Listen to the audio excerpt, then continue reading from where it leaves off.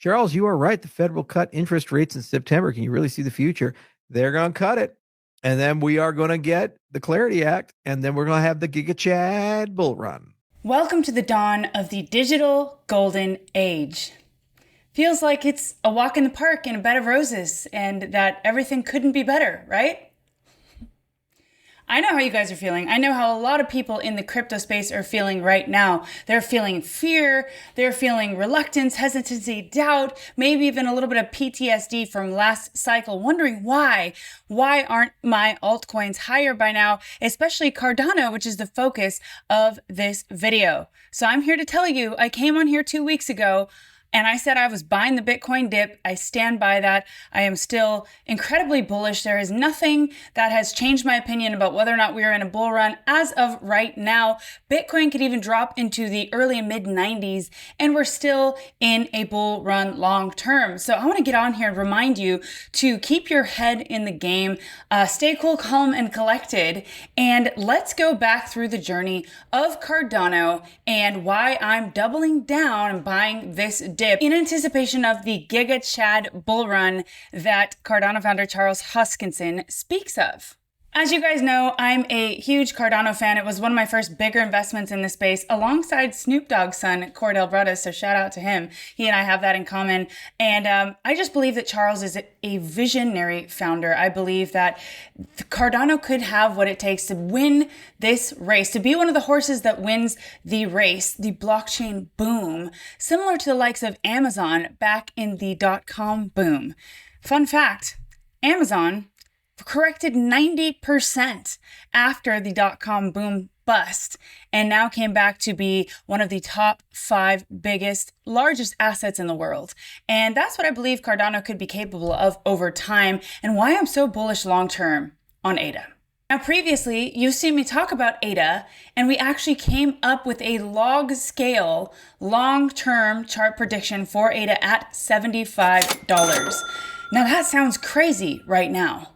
But I want to remind you that Amazon ran all the way up to $106 back in the .com boom, back down to $6. Everybody's bearish. Nobody believed in it. And now to where it has become the $1 trillion giant that it is today. So will we have a similar circumstance for blockchains like Cardano? Time will tell, but I'm going to lead you down the journey of the path that may get us there. One of those is the Bitcoin DeFi boom that Charles Hoskinson speaks of in a podcast with me, which I'll be showing clips of in today's video, which is a multi-trillion-dollar opportunity on Bitcoin, which has virtually infinite liquidity.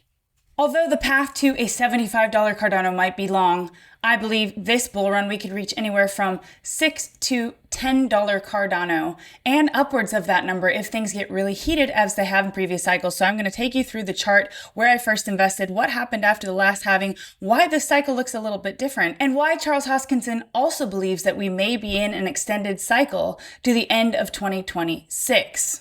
So we're going to discuss in this video the catalysts to get to that GIGACHAD bull run that Charles references in this opening clip, how we will get there, the journey through Bitcoin DeFi on Cardano, why it is such a massive opportunity, how much Cardano has grown in these past couple of years, and also some motivational content at the end from Charles himself. For those of you who are feeling like you're ready to give up, never give up, keep your head in the game. That's why I'm here. I am also a very long-term investor, which a lot of the people on this channel are. We do teach trading. We will be getting into trading, but this video is about my long-term outlook and about how I'm playing this bull run and why I doubled down on this dip for Cardano. So if you like that, smash the like button, hit the subscribe, and stay tuned because we're going to go on one wild ride this episode. And welcome to the show. I'm your host, Megan Nilsson, aka Crypto Megan, and let's get to it.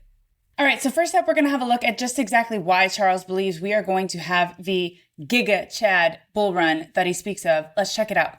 There's a lot of disagreement is, do we still have 4-year cycles, right? And since you've been in the industry has run on these, the market cycles have run in these 4-year cycles, obviously. I'm curious if you think the 4-year cycle is still intact. No, it's a different cycle. It's something different going on. And I don't even think we're close to the peak of the bull market. People have gotten so pessimistic and cynical that they're like, oh, the market's dead and we've ballooned. It's like, dude, clarity's not even passed yet. When clarity gets passed, the Mag 7 are going to enter the cryptocurrency space. You're going to have stable coins go above 1 to 2 trillion in issuance. You're going to have real world assets come in. The total market cap aggregate is going to be over 10 trillion. And so I call this the GIGACHAD bull run. It's like the biggest bull run we've ever had. And when Bitcoin starts stalling, then the alts will pop. And so you're going to see great ratios that, come from this whole thing. And it'll die off a little bit, but it's like every time you have these windows, you go to new all-time highs and then you stay at new all-time lows, and so it's no longer a 4-year cycle because it's not retail led anymore. It's more led by institutions and it's more led by massive investors. But simply put, there's just too much going on. The inventories on Bitcoin are too low. You got these DATs injecting gargantuan amounts of money into the market, and there's no way not to see a bull run, from all. When do you think we hit? Wait, so what are we at today? 4 trillion, I think. Yeah, we're at 4 trillion. When do you think we hit 10 trillion? Before the end of the cycle, and I think the cycle will last throughout 2026 because clarity is going to be the catalyst. I think that really bootstraps it up. And the only reason why we haven't super taken off was that there was an irrational exuberance when Trump got elected, and then it didn't immediately pay off, and so people got a little crazy about it. And then, the tariffs and all the macroeconomic stuff kind of shook the market a little bit, but people are starting to look at crypto as a counter-cyclic and as a hedge asset to the collapse of the US dollar or, to inflation or, other such things. So all right. Wow. There's so much to unpack here. And first of all, yes, I've said on this channel so many times that I believe that we are not in the traditional 4-year cycle period anymore. Things are looking like they're stair-stepping. We haven't had these parabolic environments where things shoot straight up and then they have to come straight down. Some things have changed. I mean, publicly traded companies own over 1 million Bitcoin now, publicly traded companies. And that doesn't include countries, sovereign wealth funds. 1 million Bitcoin, there's a stat that says that there's 4 to 7 million Bitcoin that could be lost forever. I mean, the supply shock is imminent. It just is. And just like Charles says, this isn't a retail-led asset class anymore, cycle anymore. This is now becoming something bigger than that, bigger than our bubble that we've been in previously. It is maturing as an asset class, and it's undeniable. Things are different, and it doesn't look like we are in the same 4-year cycle. Things do look different, and the Clarity Act he speaks about, he believes could be the potential catalyst to set altcoins soaring to new heights. So let's have a look at that. But first up, just a summary of what he said. Charles Hoskinson, the GOAT. Remember, I said the GigaChad bull run is coming. We're going to see 250K Bitcoin and trillions enter the space for alts. Genius and Clarity Acts will be the catalysts.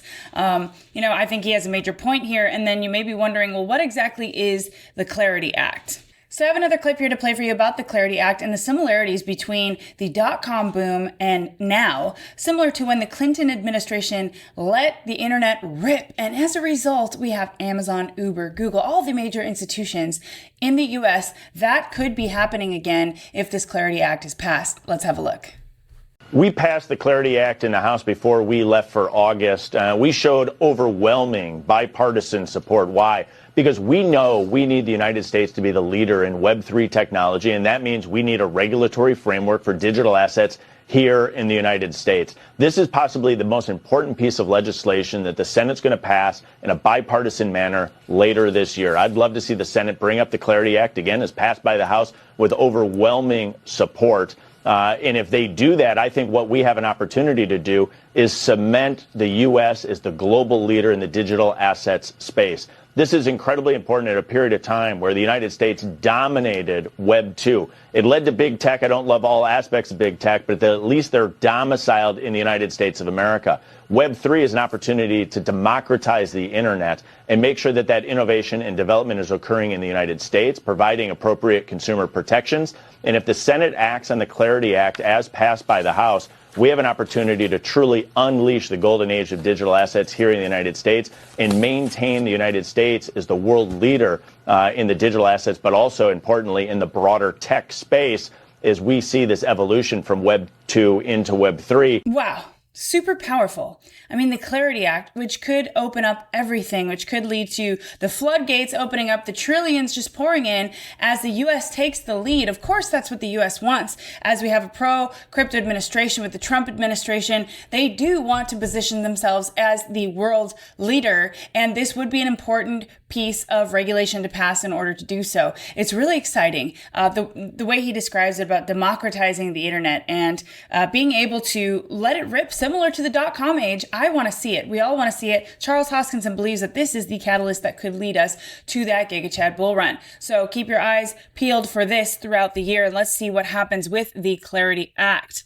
And just in case you're wondering, the Clarity Act, simply put, is just made up of simple things. If a blockchain is decentralized, it's a commodity, CFTC, and if it's not, it's a security. So quite simply put, people want to know what is considered a commodity and what is considered a security and how will that be traded. Until then, we're kind of fumbling around in the dark in that aspect. So that will unleash a lot of liquidity from investors and companies and the likes who now have even more clarity with the Clarity Act. So that'll allow trading to be easier. Everything will be out in the open and very black and white, and there will be no feeling around in the dark anymore. That'll be a huge catalyst indeed. And this is just something I wanted to show you from Amazon just to kind of hammer home my point. Amazon in the early 2000s was dismissed by investors for prioritizing long-term sustainability over quick gains. During the .com crash, it dropped 90%, but its strong fundamentals ensured survival and eventual dominance. How much patience do you have? That is what this comes down to. The money is always transferred from the impatient hands to the patient hands. And the fact of the matter is that people in crypto have become addicted to quick dopamine hits. And when they don't get that, it's scary. It feels off. They come in here to get rich overnight. And that is not what this is.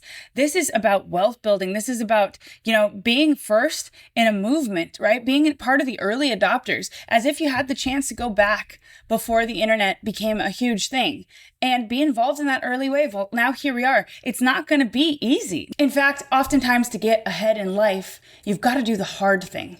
And when you get the choice, pick the hard thing every day over the easier thing, because that will lead to better results over time, most likely. And I'm not talking about, hard work versus smart work. I'm talking about the difficult things that people don't want to do because they want to take shortcuts. Don't take those shortcuts. Build up your wealth right now.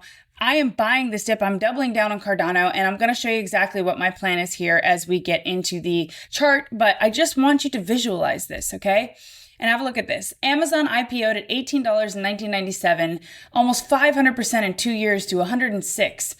.com crash came, minus 95% to $6. I mean, would you have given up on it then? Most people would, right? 5 years later, 1,400% back to $90, and today a $1 trillion giant, and the rest is history. So will Cardano be able to do that? Like I said in the intro of the video, if you chart this out on a log scale, on the weekly log scale, it shows Cardano going to a $75 price point. And I know a lot of you are thinking it's crazy. You're going to give me, a hard time for it in the comments. I'm simply saying what the charts show, okay? And is that capable? Is that possible over time? Well, it very well could be, right? This isn't overnight. This isn't from today to tomorrow. Like I said, my bull run target for this cycle is between $5 to $10 for Cardano, and even higher if things really get overheated.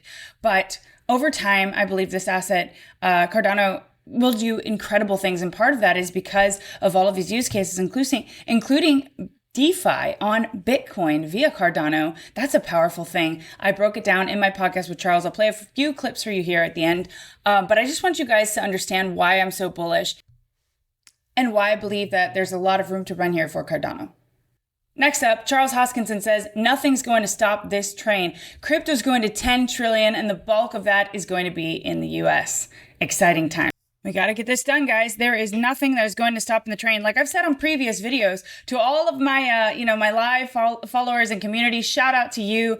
Miss you guys. I'll be getting back to those lives very, very soon. But I'm in the works of building something new and incredible because I want people to be able to take advantage of this bull run as much as humanly possible. I want to help you gain that financial freedom and just do things right this time, right? And learn how to do them properly. So we're working on some very interesting projects. But until then, shout out to you guys, and nothing's going to stop this train. All that matters is, when will you board the train? It's passing. The train is passing your station right now. Will you board the train at your city in your station, or will you have to like catch up with it sometime later and board it a little bit further down the line? That's up to you. That's up to you. But right now, altcoins, Total 2 and Total 3 are looking really good. And all that's required here is patience.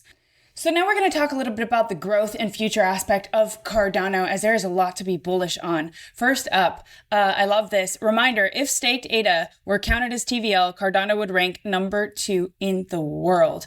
21.86 billion ADA is currently staked, worth 18.36 billion. That's higher than Solana, Tron, BSC, and every other chain. Only Ethereum is above. And that speaks volumes, okay?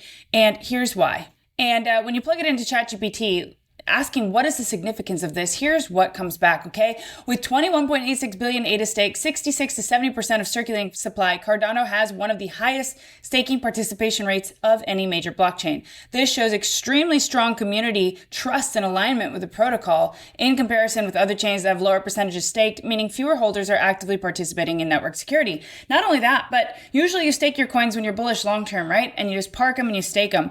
If you don't do that, it's not necessarily going to mean that you're not bullish long-term, but if you do that, it's definitely a sign that you're probably more long-term aligned with a project.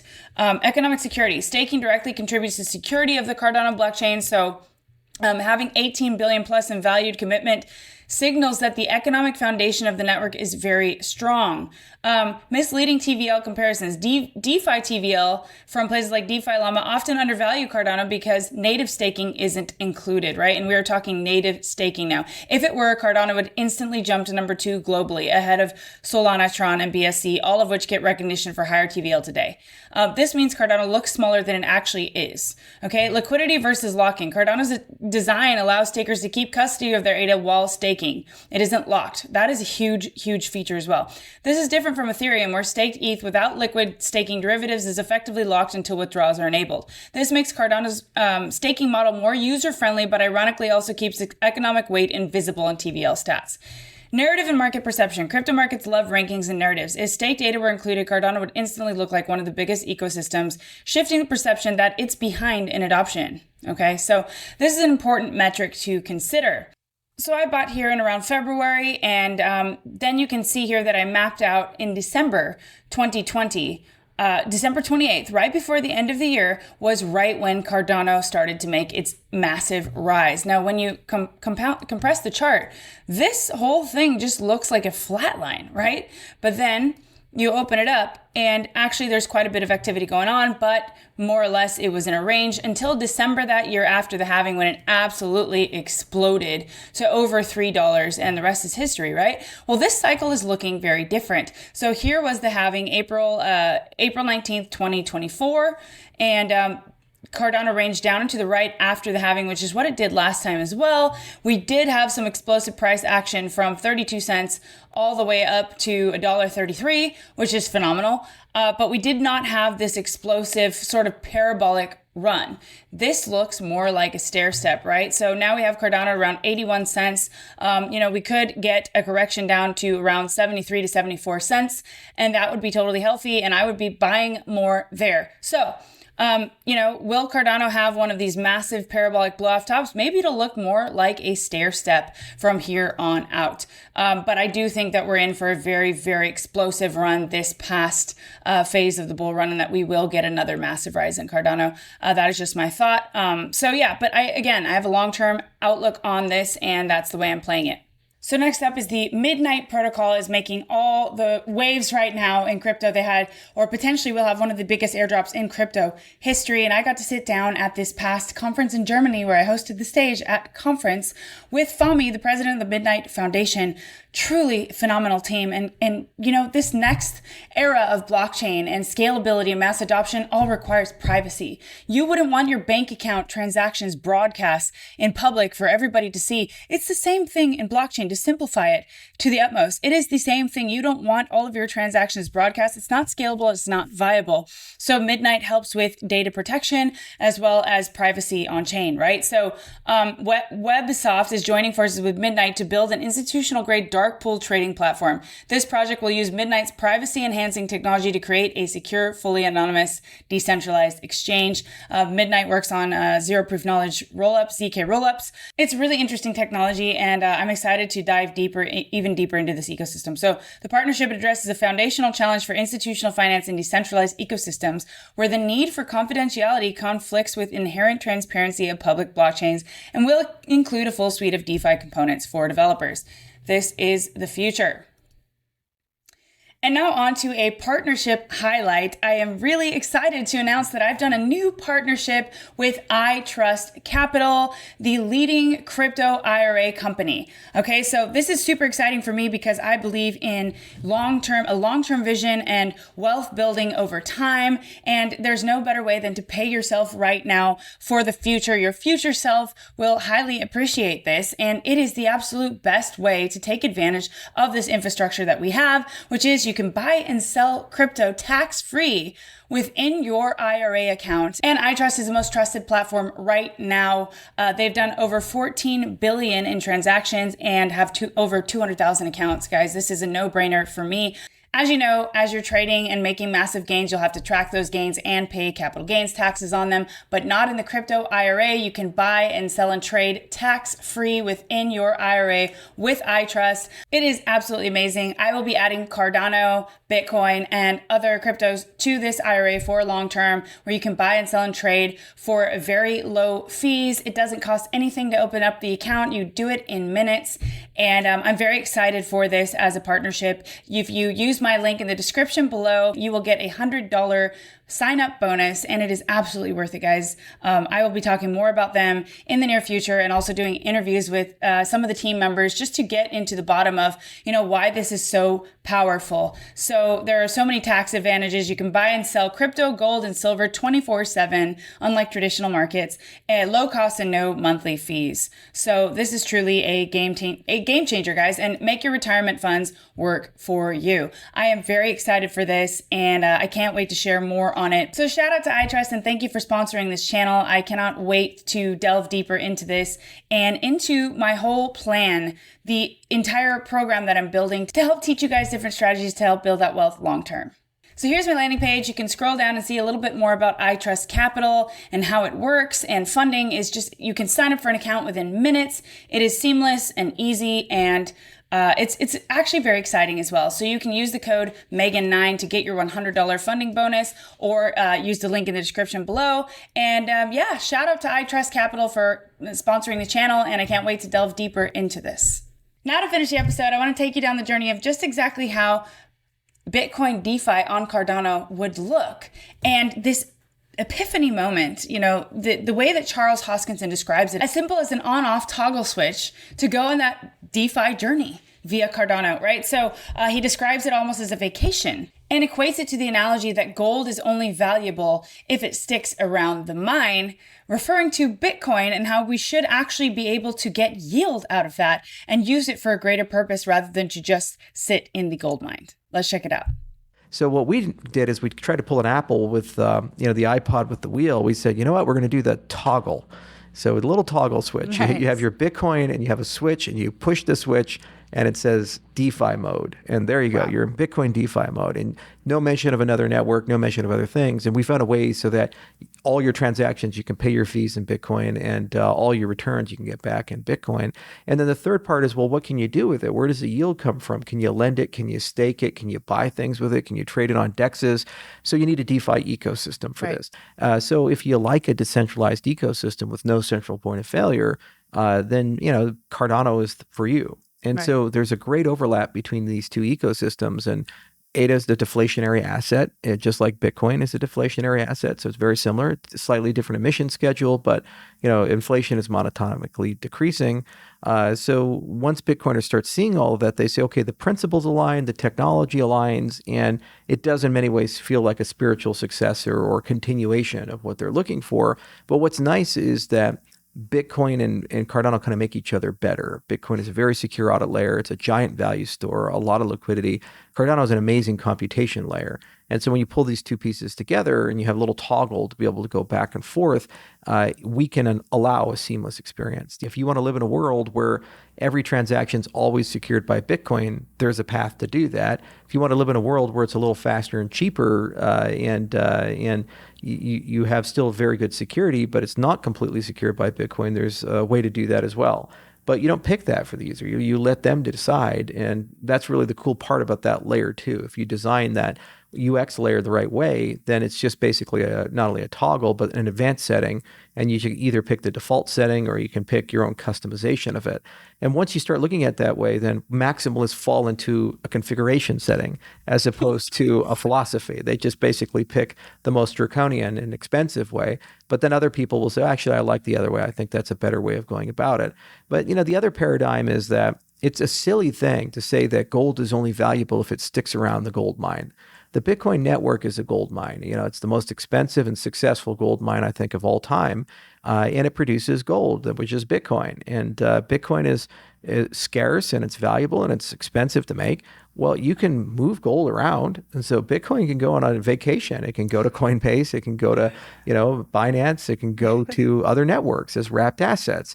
And you can do things with it. And then after you're done with your vacation, you click the toggle and you go back home. You toggle back home to where you came from. Exactly right. And tourism is great. When you look under the hood, if you pay fees in Bitcoin under the hood, there's ADA being transacted there, but the user doesn't see it or feel it. So just like when a tourist goes to France and they have their credit card and they pay in dollars, they don't feel that they're paying in euros. They see the dollars. And there's just some magic infrastructure that just works under the hood. And in this case, it's fully decentralized.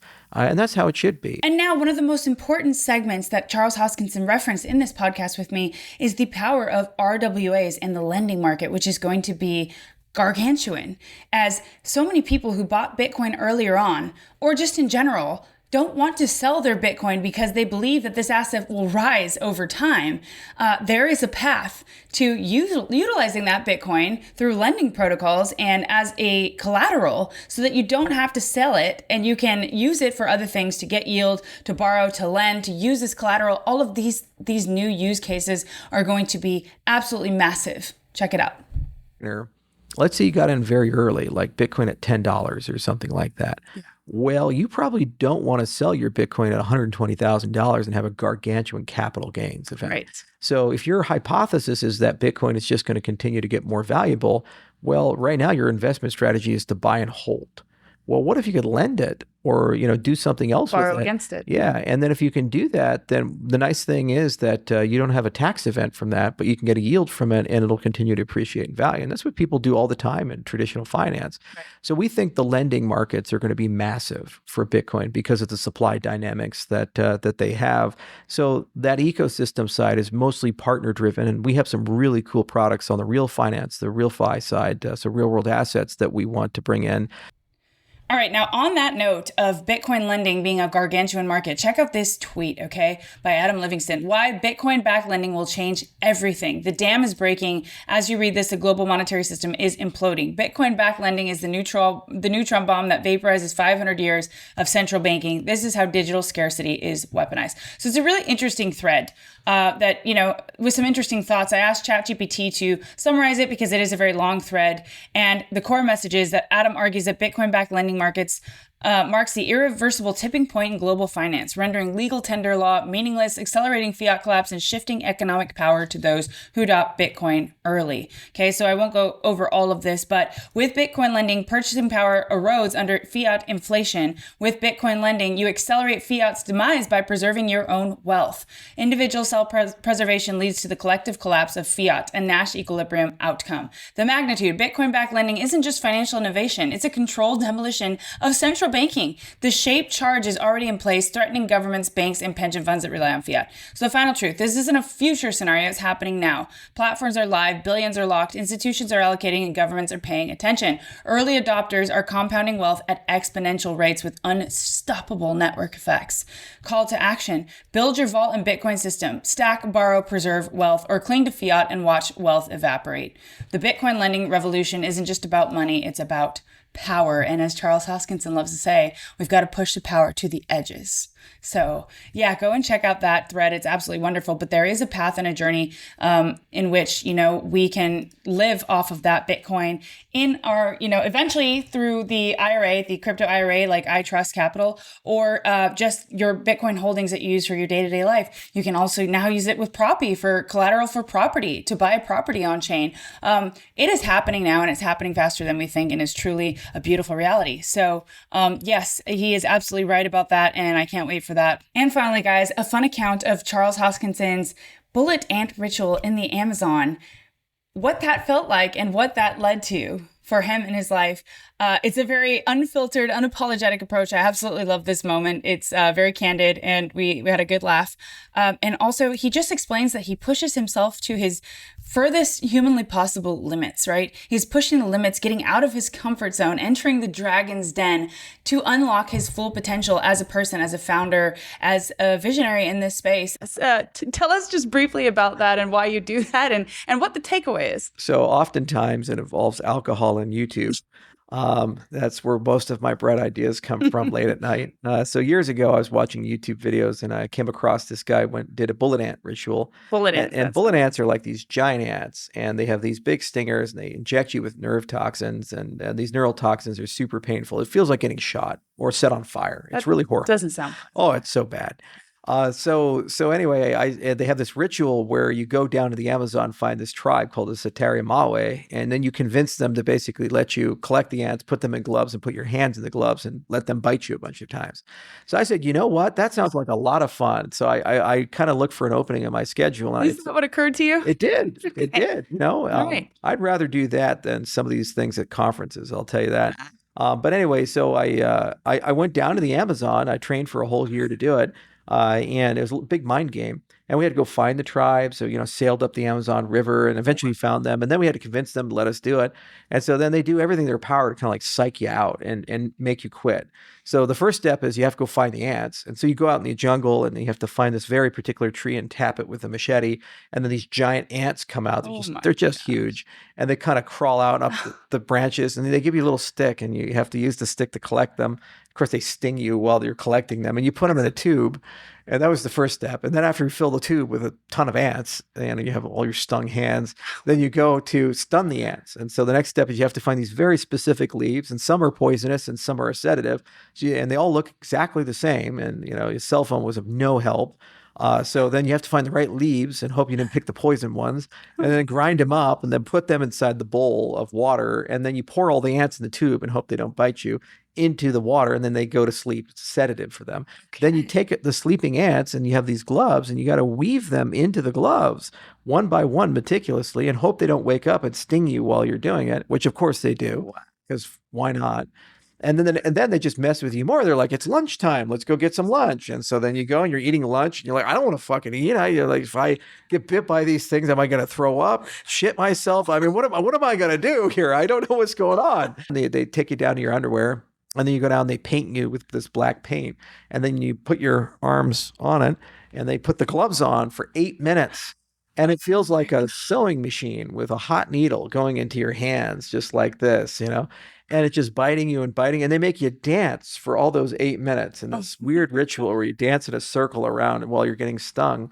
And then you start getting used to it. You're like, yeah, I can do this. This is good. This is good. It sucks, but it's like a good suck. Doable. It's a doable suck. Okay. And then it's a neural toxin. So here's the problem with neural toxin. It starts kicking in.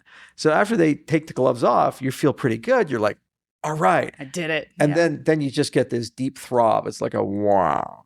Oh, wow. And every time it does, it feels like someone set your hands on fire. It's just, this sucks. And it starts like rabies working its way up your arm, and it's just the fire, it just keeps going and going. And then it gets into your chest and into your face, into the top of your head, the tip of your dick, all the way down to your feet. You just feel like you're on fire. So then that incredible story being told, what was sort of the takeaway for you? Is it just kind of like mental training and you feel like, wow, I can, like, what do you get out of those sort of excursions? Well, the most valuable thing in life as a rite of passage for people is to be at the front of the dragon cave and go in. It's the hero's journey, and there's something terrifying and scary, and they build it up and you hear the roars and you smell the sulfur, and then you just have to have that courage to go in. Because everything in life that requires greatness, everything in life that where you really want to do something, you're going to get tested. And it could be a small test, it can be a hard test. You can think about a single mom with 3 kids and working 2 jobs to pay all the bills. And, after like a 16-hour day, comes home and one of the kids has broken the sink and it's just the whole kitchen's flooded. That's the same amount of courage as the Tukandara in a certain respect, because you have to do that every day. You have to show up every single day. So you have to occasionally take yourself out of a comfort zone, and you have to put yourself in a situation where it's terrifying, it's deeply uncomfortable, it's challenging. But if you just commit to it and you go in it, you'll find a way to get to the other side. And Right. you're going to face so much uncertainty, you're going to face so much adversity and difficulty.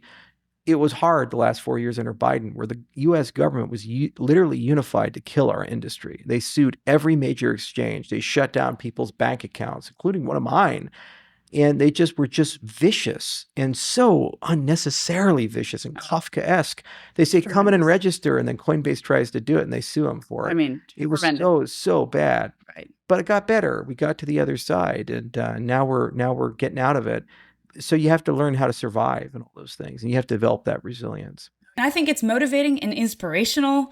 And I want to leave you with that high note. If you're building in a space, do not give up. If you're investing, just stay calm and collected, and patience. Patience is key, guys, and do the hard thing every single time.